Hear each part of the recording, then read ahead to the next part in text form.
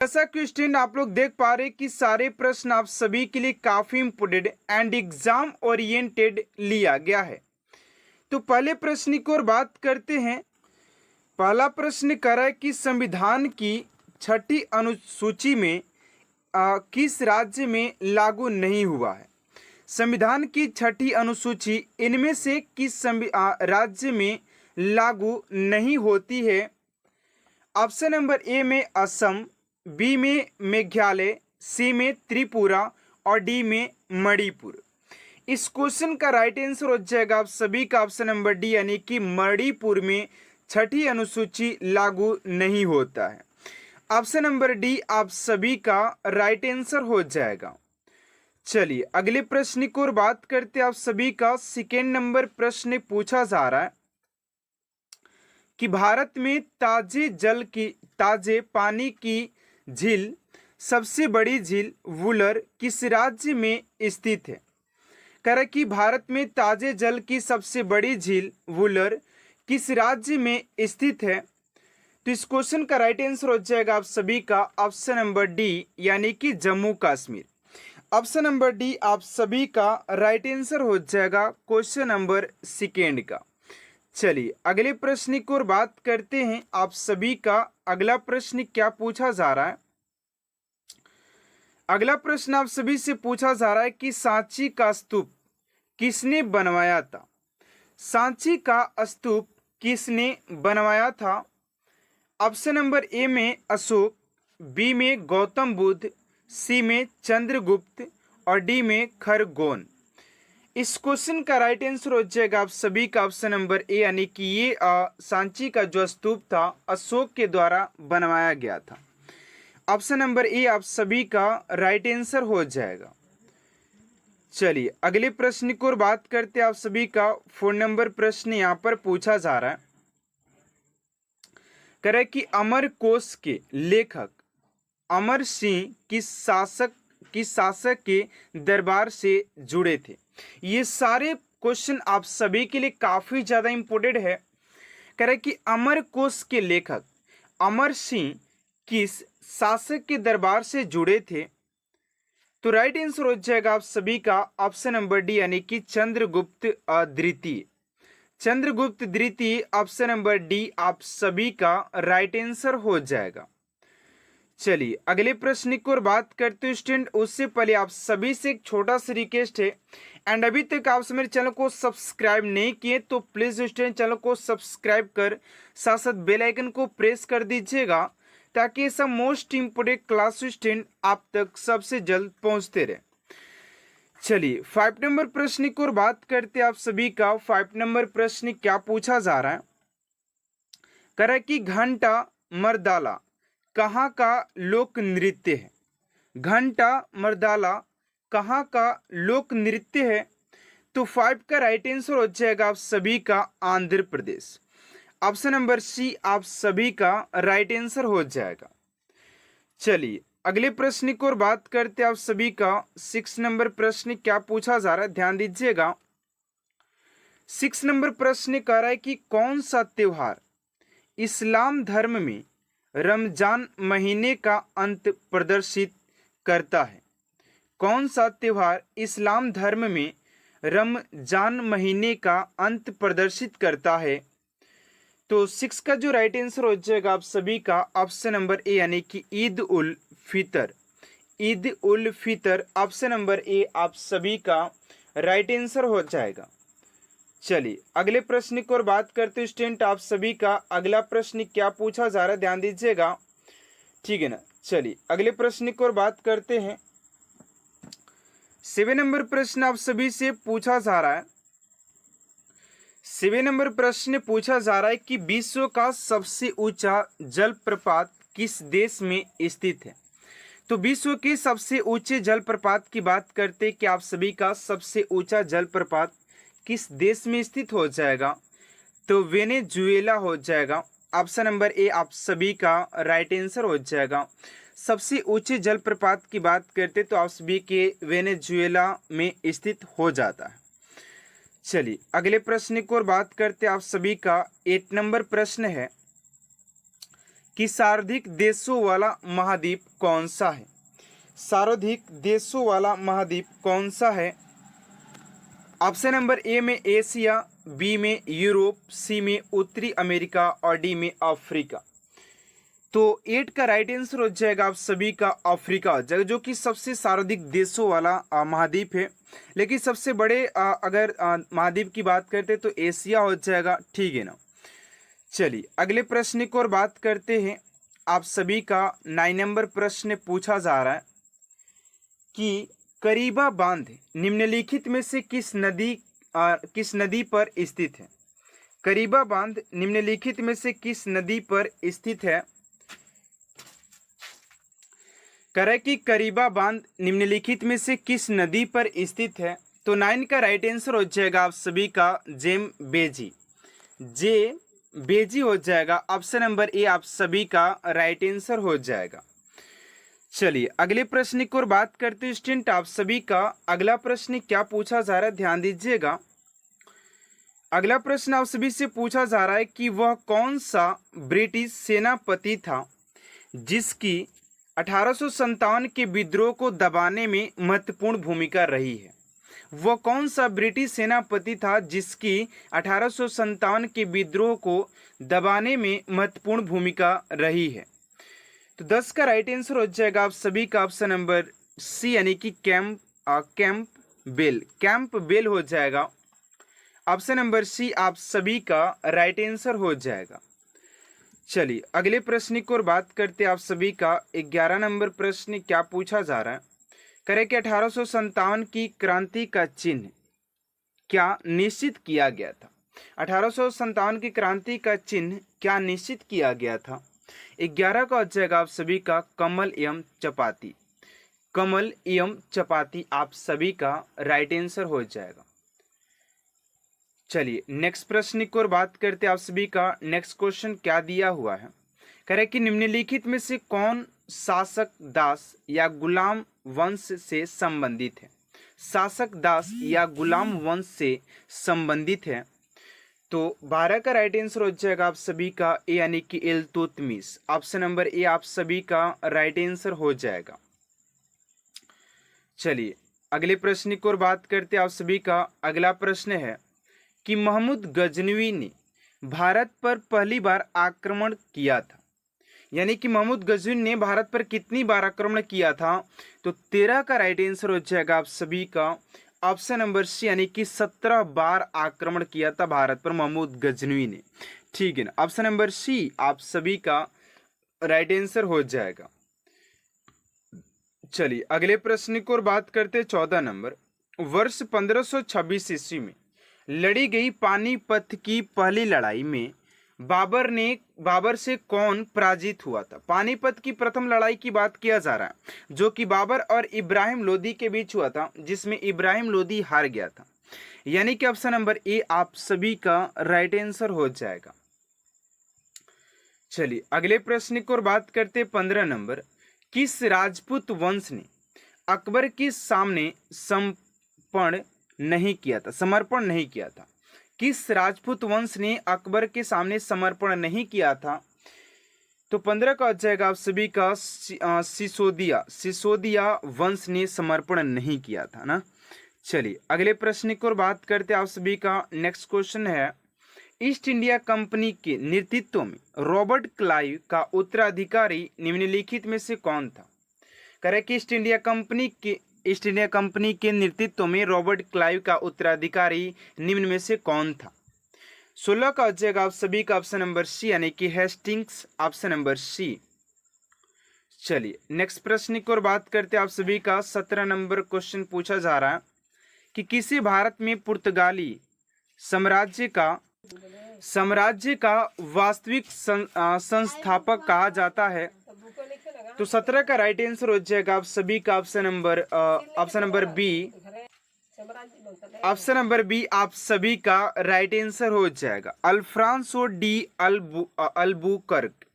Option number B आप सभी का राइट आंसर हो जाएगा। अगले प्रश्न की ओर बात करते हैं। आप सभी का 18 नंबर प्रश्न पूछा जा रहा है कि भारत पर प्रथम तुर्क आक्रमण करने वाला कौन था? भारत पर प्रथम तुर्क आक्रमण। भैया ऐसे बहुत सारे राजा हैं जो कि भारत पर अभी महमूद गजनी 17 बार आक्रमण किया, बाबर 5 बार आक्रमण किया था।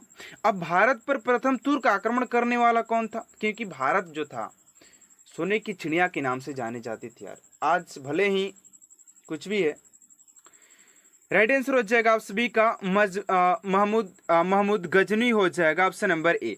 ठीक है ना।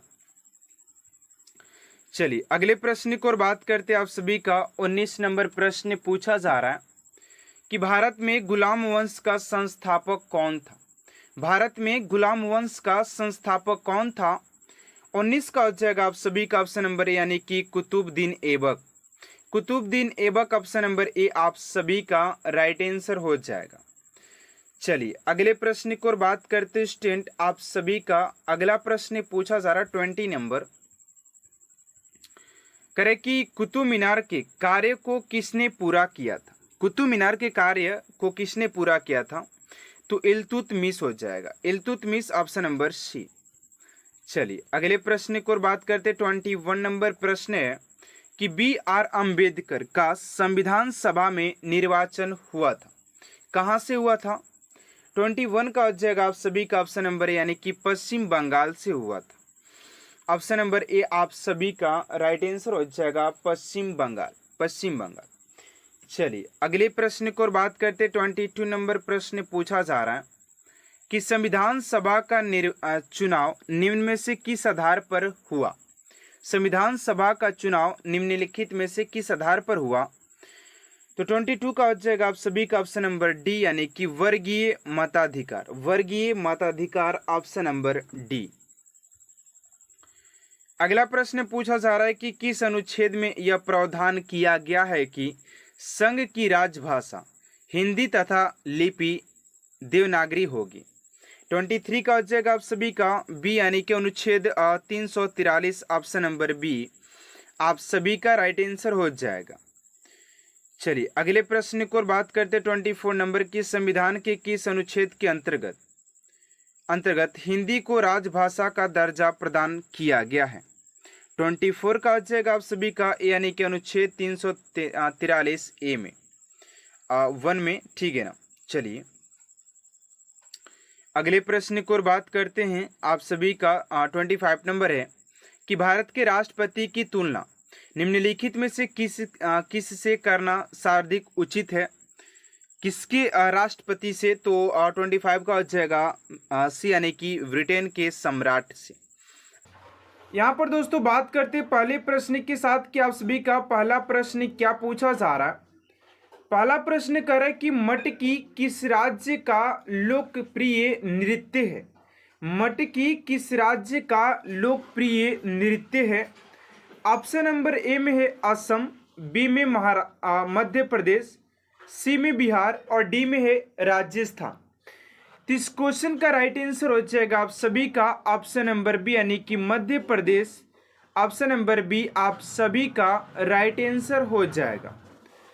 चलिए अगले क्वेश्चन की ओर बात करते हैं। आप सभी का सेकेंड नंबर प्रश्न यहाँ पर पूछा जा रहा है कि कौन सी भारत की सबसे पुरानी फुटबॉल प्रतियोगिता है?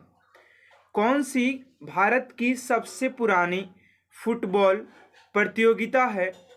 तो सेकेंड का जो राइट आंसर हो जाएगा आप सभी का ऑप्शन नंबर बी, यानी कि Durand Cup. Option number B student आप सभी का राइट आंसर हो जाएगा डुरंड कप। चलिए अगले क्वेश्चन की ओर बात करते हैं। आप सभी का 3 नंबर प्रश्न यहाँ पर पूछा जा रहा है कि भारतीय राष्ट्रीय कांग्रेस के किस अधिवेशन में वंदे मातरम पहली बार गाया गया था? भारतीय राष्ट्रीय कांग्रेस के किस अधिवेशन में वंदे मातरम पहली बार गाया गया था? तो राइट आंसर हो जाएगा आप सभी का ऑप्शन नंबर ए, यानी कि 1896 में। 1896 ऑप्शन नंबर बी ए आप सभी का राइट आंसर हो जाएगा। चलिए नेक्स्ट क्वेश्चन की ओर बात करते हैं। आप सभी का नेक्स्ट क्वेश्चन है 4 नंबर कि भारतीय राष्ट्रीय कांग्रेस की प्रथम महिला अध्यक्ष का नाम बताएं। भारतीय राष्ट्रीय कांग्रेस की प्रथम महिला अध्यक्ष का नाम बताएं। तो फोर्थ का राइट आंसर हो जाएगा आप सभी का ऑप्शन नंबर डी यानी कि Annie Besant. Option number D आप सभी का राइट आंसर हो जाएगा।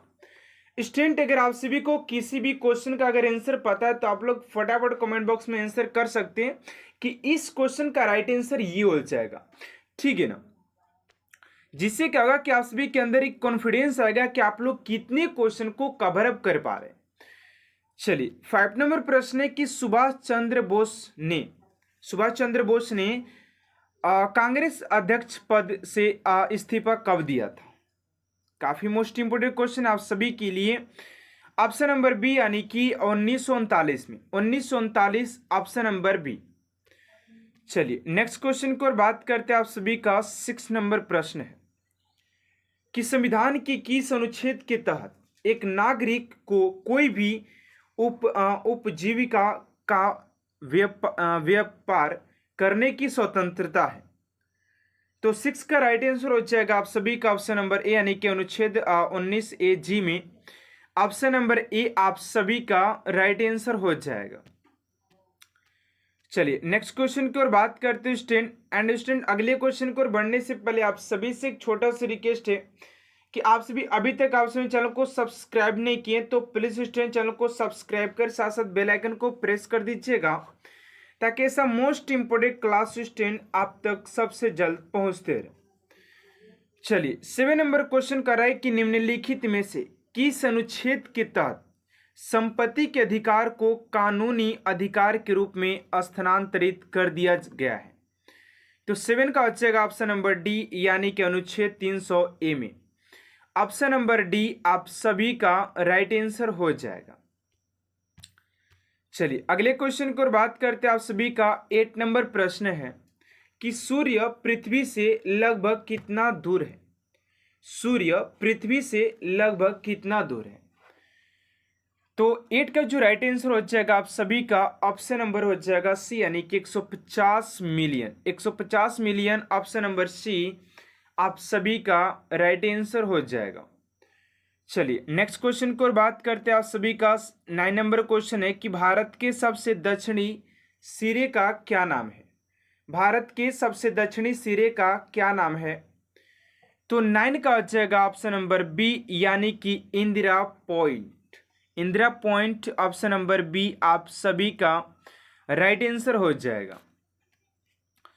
चलिए अगले क्वेश्चन को और बात करते हैं आप सभी का 10 नंबर प्रश्न है कि भारत में श्वेत क्रांति को किस नाम से भी जाना जाता है। भारत में श्वेत क्रांति को किस नाम से भी जाना जाता है।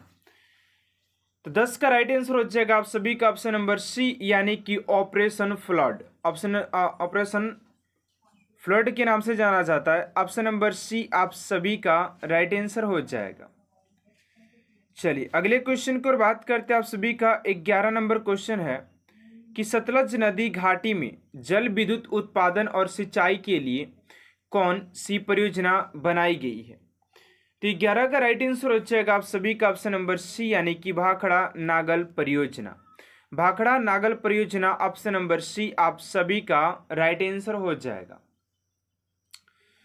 चलिए नेक्स्ट क्वेश्चन की ओर बात करते हैं स्टूडेंट आप सभी का 12 नंबर प्रश्न है कि सिलिकॉन कार्बन डाइऑक्साइड का सामान्य नाम क्या है। सिलिकॉन डाइऑक्साइड का सामान्य नाम क्या है। तो 12 का राइट आंसर हो जाएगा आप सभी का ऑप्शन नंबर सी यानी कि क्वार्ट्ज। क्वार्ट्ज हो जाएगा ऑप्शन नंबर सी आप सभी का राइट आंसर हो जाएगा।